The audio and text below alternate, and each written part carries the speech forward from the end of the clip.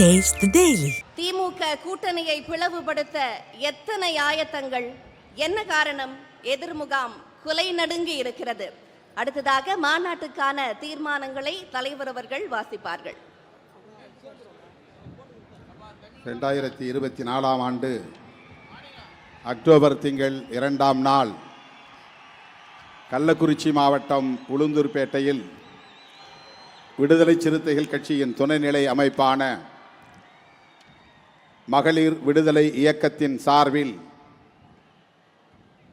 நடைபெற்று கொண்டிருக்கிற மது மற்றும் போதைப்பொருள் ஒழிப்பு மாநாட்டில் முன்மொழியப்படும் தீர்மானங்கள். தீர்மானம் எண் 1, அரசமைப்பு சட்டத்தின் உறுப்பு எண் 47 கூறியுள்ளவாறு மதுவிலக்கை தேசிய கொள்கையாக அறிவிப்பு செய்ய வேண்டும். இந்திய அரசமைப்பு சட்டத்தின் உறுப்பு எண் 47, அரசு தனது மக்களின் ஊட்டச்சத்து மற்றும் வாழ்க்கை தரத்தை உயர்த்துதல் மற்றும் பொது சுகாதாரத்தை மேம்படுத்துதல் ஆகியவற்றை தனது முதன்மை கடமைகளாக கருதும். குறிப்பாக மருத்துவ நோக்கங்களுக்காகவன்றி போதை தரும் பானங்கள் மற்றும் உடல்நலத்திற்கு கேடு விளைவிக்கும் மருந்துகள் ஆகியவற்றின் நுகர்வுக்கு தடையை கொண்டு வர அரசு முயற்சிக்கும் என்று கூறுகிறது. இதன் அடிப்படையிலேயே சுதந்திரத்திற்கு பிறகு அமைந்த காங்கிரஸ் அரசு மதுவிலக்கு விசாரணை ஆணையம் ஒன்றை அமைத்தது. இந்தியா முழுவதும் மதுவிலக்கை நடைமுறைப்படுத்துவதற்கான பரிந்துரைகளை அந்த ஆணையம் அளித்தது. அதன் பிறகு நீதிபதி தேக்சந்த் தலைமையில் ஒரு ஆணையம் அமைக்கப்பெற்றது. அதுவும் தனது பரிந்துரைகளை அரசுக்கு அளித்தது. அப்போது இருந்த காங்கிரஸ் தலைமையிலான இந்திய ஒன்றிய அரசின் இந்த முயற்சிகளுக்கு மாநில அரசுகள் ஒத்துழைக்காததால் அந்த முயற்சிகள் கைவிடப்பட்டன. அதன் பிறகு மாநில அரசுகள் மதுவிலக்கை ரத்து செய்து சட்டம் இயற்றி மதுக்கடைகளை திறந்தன. இது அரசமைப்பு சட்டத்தின் வழிகாட்டு நெறிமுறைகளுக்கு எதிரானதாகும். சட்டத்தின் அடிப்படையிலோ அல்லது பொதுவான வகையிலோ அரசு எடுக்கும் ஒவ்வொரு நிர்வாக நடவடிக்கையும் நியாயமானதாகவும் பொது நலனை அடிப்படையாக கொண்டு இருக்க வேண்டும். தனது நடவடிக்கை நியாயமாகவும் பொதுநலனுக்கு உதவுவதாகவும் இருக்கிறதா என்பதை தீர்மானிப்பதற்கு அரசமைப்பு சட்டத்தின் வழிகாட்டு நெறிமுறைகளுக்கு உகந்ததாக அது உள்ளதா என்ற அளவுகோலை மாநில அரசு பயன்படுத்த வேண்டும் என கஸ்தூரிலால் எதிர் ஜம்மு காஷ்மீர் அரசு வழக்கில் உச்சநீதிமன்றம் கூறியுள்ளது.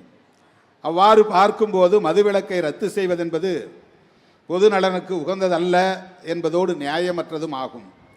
எனவே இதனை ஒன்றிய அரசு அனுமதிக்கக்கூடாது. தேசிய மதுவிலக்கு கொள்கையை இயற்றுவதன் மூலமே மதுவிலக்குக்கு எதிரான மாநில அரசுகளின் நடவடிக்கைகளை தடுக்க முடியும். எனவே அரசமைப்பு சட்டத்தின் உறுப்பு எண் 47 கூறியுள்ளவாறு மதுவிலக்கை தேசிய கொள்கையாக அறிவிப்பு செய்து சட்டம் இயற்ற வேண்டுமென இந்திய ஒன்றிய அரசை இம்மாநாடு வலியுறுத்துகிறது. தீர்மானம் எண் 2, மதுவிலக்கை நடைமுறைப்படுத்தும் மாநில அரசுகளுக்கு சிறப்பு நிதி வழங்கிட வேண்டும். தீர்மானம் எண் 2, மாநில அரசுகள் வருவாய் பற்றாக்குறை காரணமாகவே மதுக்கடைகளை திறப்பதாக கூறுகின்றன. குறிப்பாக ஜிஎஸ்டி வரி விதிப்பு நடைமுறைக்கு வந்த பின்னரே மாநில அரசுகளின் வரி வருவாய் பெருமளவில் பாதிக்கப்பட்டிருக்கிறது. அதற்காக வழங்கப்பட்டு வந்த ஜிஎஸ்டி இழப்பீட்டு தொகையை 2022ஆம் ஆண்டுடன் ஒன்றிய அரசு நிறுத்திவிட்டது. ஆனால் 2023இல் 1,45,000 கோடி ரூபாய் ஜிஎஸ்டி இழப்பீட்டுக்கான செஸ் வரியை ஒன்றிய அரசு வசூலித்து கொண்டது. 2024ஆம் நிதியாண்டில் 1,51,000 கோடி ரூபாயை வசூல் செய்ய திட்டமிட்டுள்ளது. மதுவிலக்கை நடைமுறைப்படுத்தினால் மாநில அரசுகள் கடுமையான நிதி பற்றாக்குறைக்கு ஆளாக நேரிடும். அந்த நிலையை தவிர்ப்பதற்கு தற்போது ஒன்றிய அரசால் வசூலிக்கப்படும் ஜிஎஸ்டி இழப்பீட்டு செஸ் வரியை மதுவிலக்கு இழப்பீட்டு செஸ் வரியாக வசூலித்து அத்தொகை முழுவதையும் மதுவிலக்கை நடைமுறைப்படுத்தும் மாநிலங்களுக்கு பிரித்தளிக்க இந்திய ஒன்றிய அரசு முன்வர வேண்டுமென இம்மாநாடு வலியுறுத்துகிறது. தீர்மானம் எண் 3, மதுவிலக்கை நடைமுறைப்படுத்தும் மாநிலங்களுக்கு கூடுதல் நிதி பகிர்வு வேண்டும். கூடுதல் நிதி பகிர்வு அளிக்க வேண்டும். தம்பி, இந்த இடது பக்கத்தில் இருக்க தம்பி, நாற்காலியை தூக்காதீங்க. அந்த பேரிகார்டு வந்து தாண்டி குதிக்கிறதுக்கு முயற்சி பண்ணாதீங்க தயவுசெய்து. பெண்கள் உட்கார்ந்துருக்கிறாங்க, டவரில் ஏறி நிற்கிறவங்களாம் கீழே தம்பி. தீர்மானம் எண் 3, மதுவிலக்கை நடைமுறைப்படுத்தும் மாநிலங்களுக்கு கூடுதல் நிதி பகிர்வு அளிக்க வேண்டும். அரசமைப்பு சட்டத்தின் உறுப்பு எண் 280 அடிப்படையில் மாநிலங்களுக்கு நிதி பகிர்வு எத்தனை சதவீதம் செய்யப்பட வேண்டும் என்பதை அதற்காக அமைக்கப்படும் நிதிக்குழுவே தீர்மானிக்கிறது. தற்போது 16வது நிதிக்குழு இந்த சதவீதத்தை முடிவு செய்வதற்கான பணியில் ஈடுபட்டுள்ளது. மாநிலங்களுக்கு நிதி பகிர்வை தீர்மானிக்கும் போது மாநிலங்களுக்கான வருவாய், மக்கள் தொகை, நிலப்பரப்பு, வனவளம், சுற்றுச்சூழல், கட்டமைப்பு வசதி, நிதி மேலாண்மை, மக்கள் தொகை கட்டுப்பாடு, வரி வசூலிப்பதில் காட்டும் அக்கறை ஆகிய அம்சங்களின் அடிப்படையில் மாநிலங்களுக்கு நிதி பகிர்வு தீர்மானிக்கப்படுகிறது. அந்த அம்சங்களோடு மதுவிலக்கு என்பதையும் சேர்த்து மதுவிலக்கால் வருவாய் பாதிக்கப்படும் மாநிலங்களுக்கு கூடுதல் நிதி பகிர்வை செய்வதற்கு 16வது நிதிக்குழுவுக்கு ஒன்றிய அரசு வழிகாட்டுதல் அளிக்க வேண்டும் என்று இந்த மாநாடு வலியுறுத்துகிறது. போதைப்பொருள் நடமாட்டத்தை கட்டுப்படுத்துவதற்கு நிதி உதவி அளிக்கும் திட்டம் ஒன்றை இந்திய ஒன்றிய அரசு செயல்படுத்தி வருகிறது. அதன் அடிப்படையில் மிக குறைந்த நிதியே மாநிலங்களுக்கு வழங்கப்படுகிறது. அதிலும் கூட தமிழ்நாட்டுக்கு ஓரவஞ்சனை செய்யப்பட்டுள்ளது. ஒன்றிய அரசு அளித்துள்ள புள்ளி விவரத்தின்படி 2020-21 ஆண்டில் 20,21,000 ரூபாய் மட்டுமே ஒன்றிய அரசால் தமிழ்நாட்டுக்கு வழங்கப்பட்டிருக்கிறது. மற்ற ஆண்டுகளில் தமிழ்நாட்டுக்கு அந்த நிதி அளிக்கப்படவே இல்லை. தமிழ்நாட்டுக்கு ஆண்டுக்கு குறைந்தபட்சம் 50 கோடி ரூபாயாக இந்த நிதியை உயர்த்தி வழங்க வேண்டும் என இம்மாநாடு இந்திய ஒன்றிய அரசை கேட்டுக்கொள்கிறது. 4, மதுவிலக்கு விசாரணை ஆணையம் ஒன்றை அமைத்திட வேண்டும். 1954 ஆண்டு டிசம்பர் திங்கள் 16ஆம் நாள் இந்திய அரசின் திட்டக்குழு சார்பில் மதுவிலக்கு விசாரணை குழு அமைக்கப்பட்டது. திரு ஸ்ரீமன் நாராயணன் என்பவர் தலைமையில் அமைக்கப்பட்ட அந்த குழு 1955 செப்டம்பர் 10ஆம் நாள் அன்று தனது அறிக்கையை சமர்ப்பித்தது. மதுவிலக்கு விசாரணை குழுவின் பரிந்துரைகளின்படி திட்டங்கள் தயாரிக்கப்பட்டு 1958ஆம் ஆண்டு ஏப்ரல் 1ஆம் நாள் முதல் நாடு முழுவதும் பூரண மதுவிலக்கை நடைமுறைப்படுத்த இலக்கு நிர்ணயிக்கப்பட்டது. ஆனால் அது கைகூடவில்லை. மீண்டும் ஒன்றிய அரசின் சார்பில் நீதிபதி தேக்சந்த் தலைமையில் ஒரு குழுவை நியமித்தார்கள். அந்த குழு நாடெங்கும் ஆய்வு செய்து சுமார் 1200 பக்கங்கள் கொண்ட அறிக்கையை அளித்தது. அதன் அடிப்படையில் 1970ஆம் ஆண்டுக்குள் முழுமையான மதுவிலக்கை நடைமுறைப்படுத்த வேண்டுமென இலக்கு நிர்ணயிக்கப்பட்டது. ஆனால் வரி வருவாய் வேண்டும் என்ற காரணத்தை சொல்லி மாநில அரசுகள் கள்ளு மற்றும் சாராய கடைகளை திறந்தன. அதன் பின்னர் இந்திய ஒன்றிய அரசு மதுவிலக்கு கொள்கையை கிடப்பில் போட்டது. 70 ஆண்டுகளுக்கு முன்பு இருந்ததை விட இப்போது மதுவினால் ஏற்படும் கேடுகள் அதிகரித்துள்ளன. மனித வளம் தேசிய அளவில் வெகுவாக பாதிக்கப்பட்டு வருகிறது. இது தேசத்துக்கே நேரும் பேரிழப்பாகும். எனவே இது குறித்து விரிவாக ஆய்வு செய்து தேசிய அளவிலான மனிதவள பாதிப்பை மதிப்பீடு செய்வதற்கு ஏதுவாக மீண்டும் மதுவிலக்கு விசாரணை ஆணையம் ஒன்றை இந்திய ஒன்றிய அரசு அமைத்திட வேண்டும் என இம்மாநாடு வலியுறுத்துகிறது. தீர்மானம் எண் 5, தமிழ்நாட்டில் முழு மதுவிலக்கை நடைமுறைப்படுத்துவதற்கு ஏதுவாக மதுபான கடைகளை மூடுவதற்குரிய கால அட்டவணையை அரசு அறிவித்திட வேண்டும். மது உள்ளிட்ட போதைப் பொருட்களின் பாதிப்புகளில் இருந்து தமிழ்நாட்டை மீட்க வேண்டும் என்கிற தந்தை பெரியார், பேரறிஞர் அண்ணா ஆகியோரின் கனவை நனவாக்கும் வகையிலும் குடிநோயாளிகளால் போதைப்பொருள் அடிமைகளால் பாதிக்கப்படும் தமிழ்நாட்டு பெண்களின் கண்ணீரை துடைக்கும் வகையிலும் இளம் தலைமுறையினர் மது மற்றும் போதைப் பொருள்களுக்கு அடிமையாகி குறை வயதில் பலியாவதை தடுத்து தமிழ்நாட்டின் மனித வளத்தை பாதுகாக்கும் வகையிலும் தமிழ்நாடு அரசு முழுமையான மதுவிலக்கை நடைமுறைப்படுத்த முன்வர வேண்டும் என வலியுறுத்தி கேட்டுக்கொள்கிறோம். இந்தியா முழுவதும் மது அருந்துபவர்களின் எண்ணிக்கை சராசரி 22% எனவும் தமிழ்நாட்டில் அது 32% உள்ளது எனவும் புள்ளி விவரங்கள் கூறுகின்றன. எனவே தமிழ்நாடு அரசு மதுக்கடைகளின் எண்ணிக்கையை தற்போதுள்ளதை காட்டிலும் கூடுதலான வேகத்தில் படிப்படியாக குறைக்க வேண்டும். அத்துடன் முழுமையான மதுவிலக்கை நடைமுறைப்படுத்துவதற்கான கால அட்டவணையை அறிவிக்க வேண்டும் எனவும் இம்மாநாடு தமிழக அரசை வலியுறுத்துகிறது. தீர்மானம் எண் 6, தமிழ்நாட்டில் போதைப் பொருட்கள் புழக்கத்தை கட்டுப்படுத்த உறுதியான நடவடிக்கைகளை எடுத்திட வேண்டும்.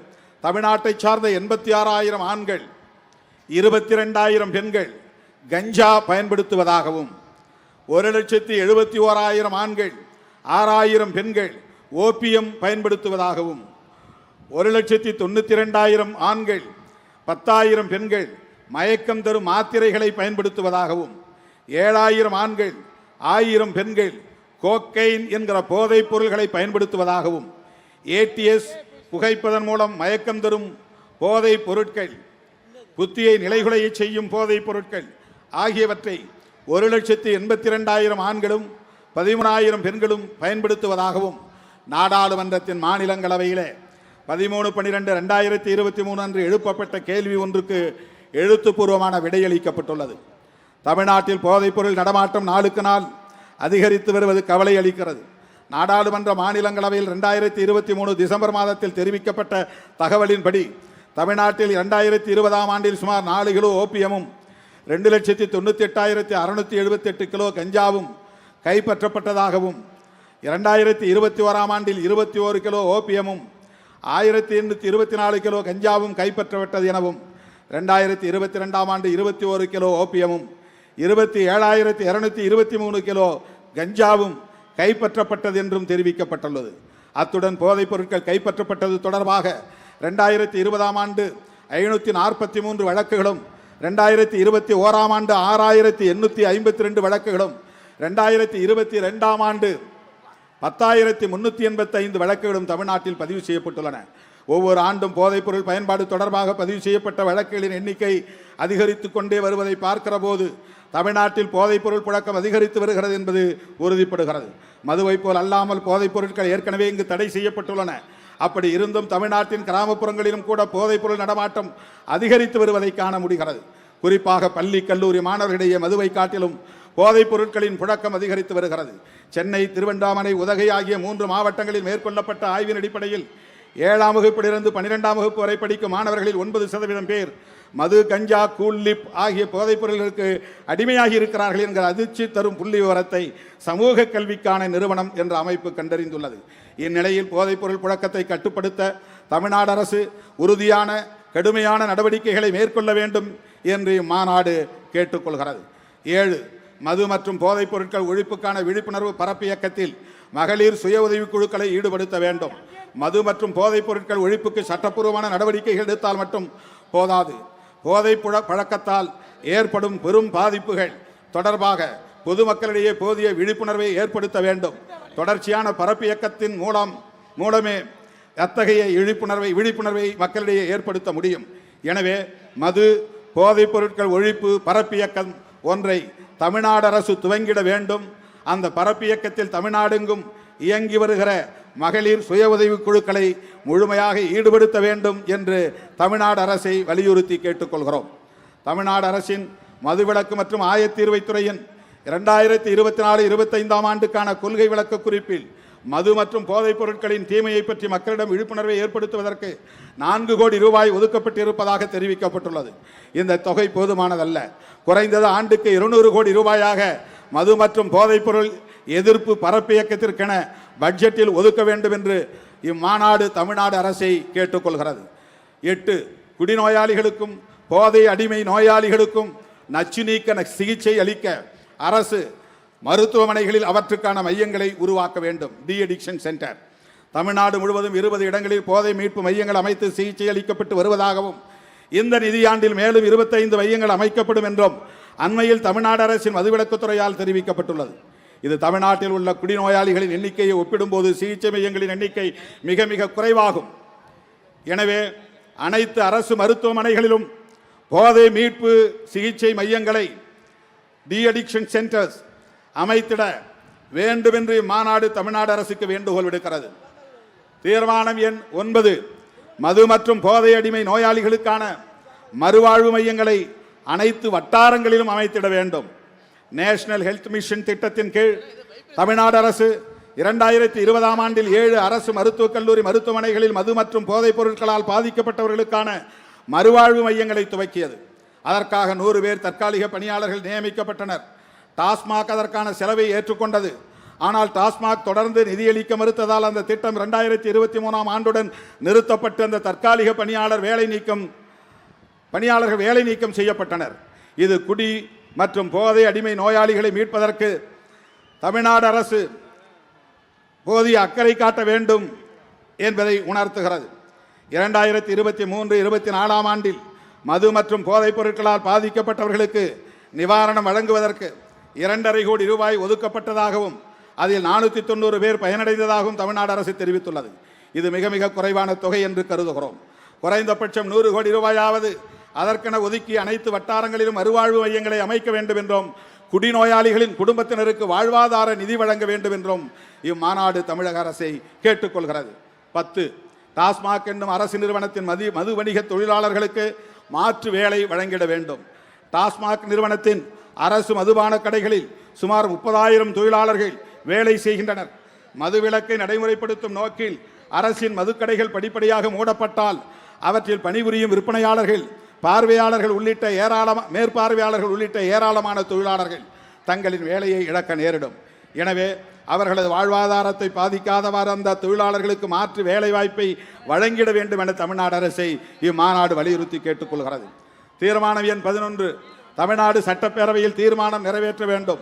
மதுவிலக்கை தேசிய கொள்கையாக அறிவிக்க வேண்டும் என்றும் மதுவிலக்கை நடைமுறைப்படுத்தும் மாநிலங்களுக்கு சிறப்பு நிதி அளிக்க வேண்டும் என்றும் 16வது நிதிக்குழுவில் மாநிலங்களுக்கு நிதி பகிர்வை தீர்மானிக்கும் போது மதுவிலக்கை நடைமுறைப்படுத்தும் மாநிலங்களுக்கு கூடுதலாக நிதியை பகிர்ந்தளிக்க வேண்டும் என்றும் வலியுறுத்தி தமிழ்நாடு அரசு சட்டப்பேரவையில் தீர்மானம் ஒன்றை நிறைவேற்றி அதை இந்திய ஒன்றிய அரசுக்கு அனுப்பி வைக்க வேண்டும் என்று இம்மாநாடு வலியுறுத்துகிறது. கடைசி தீர்மானம். மதுவிலக்கு பரப்பு இயக்கத்தில் அனைத்து தரப்பு ஜனநாயக சக்திகளும் ஒருங்கிணைய வேண்டும். மது மற்றும் போதைப் பொருட்களின் பயன்பாடு தமிழ்நாட்டில் அனைத்து தரப்பு மக்களுக்கு மிகப்பெரிய கேடாக அமைந்துள்ளது. அதனை கட்டுப்படுத்துவதும் தமிழ்நாட்டு மக்களை போதைப் பொருட்களின் அடிமைத்தனத்திலிருந்து மீட்டெடுப்பதும் அரசாங்கத்தின் பொறுப்பு மட்டுமல்ல, அனைத்து தரப்பினரின் முதன்மையான கடமையாகும். எனவே தமிழ்நாட்டு மக்களின் எதிர்கால நலன்களை கருத்தில் கொண்டு மது மற்றும் போதைப் பொருட்கள் ஒழிப்புக்கான பரப்பு இயக்கத்தில் அனைத்து அரசு சாரா அமைப்புகளும், என்ஜிஓஸ், அரசு சாரா அமைப்புகளும், அரசியல் கட்சிகளும், சமூக பண்பாட்டு இயக்கங்களும், ஊடகங்களும், இன்ன பிற அமைப்புகளும் தேசத்தின் மனித வளத்தை பாதுகாக்கும் பொறுப்புணர்வோடு தங்களை ஈடுபடுத்திக் கொள்ள முன்வர வேண்டும் என இம்மாநாடு அறைகூவல் விடுக்கிறது. இந்த 12 தீர்மானங்களையும் என் உயிரின் உயிரான விடுதலை சிறுத்தைகளே கைகளை தட்டி ஆரவாரம் செய்து நிறைவேற்றி தருமாறு உங்களை மெத்த பணிவோடு கேட்டுக்கொள்கிறேன். நிறைவேறியதா? நிறைவேற்றி தந்த உங்களுக்கு என்னுடைய நெஞ்சார்ந்த நன்றி. பால பிரஜாபதி அடிகளார் அவர்கள் மேடையில் இருக்கிறார். அவர் வந்ததும் ஒரு வேண்டுகோளை வைத்தார். காந்தி பிறந்த நாள், சுதந்திர நாள், குடியரசு நாள் போன்றவற்றில் மதுபான கடைகளுக்கு விடுமுறை அளிக்கப்படுகிறது. மாண்புமிகு முதல்வரின் கவனத்திற்கு நீங்கள் எடுத்துச் சென்று ஐயா வைகுண்டரின் பிறந்த நாளிலும் மதுக்கடைகளை மூட வேண்டும் என்ற கோரிக்கையை விடுத்தார். அதையும் 13வது தீர்மானமாக விடுதலை சிறுத்தைகள் கட்சி இங்கே முன்மொழிகிறது. அந்த தீர்மானத்தையும் நீங்கள் நிறைவேற்றி தர வேண்டும் என்று கேட்டு நன்றி கூறி முடிக்கிறேன்.